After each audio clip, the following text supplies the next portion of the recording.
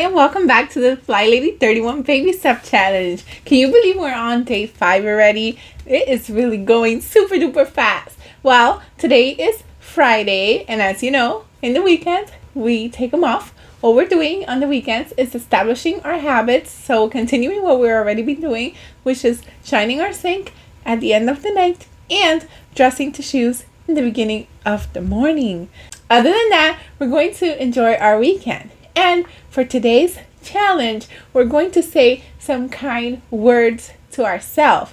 And for our fun twist, we're going to say kind words to another person as well. Believe it or not, words have super duper healing power, and they can either tear down or build up. So today we're going to tell ourselves some kind words to help build ourselves up as well as our loved ones. And for my super duper achievers out there, we're going to also write those kind words down that we told ourselves and print them and put them someplace where we can see them. That way we will always remember to be kind to ourselves.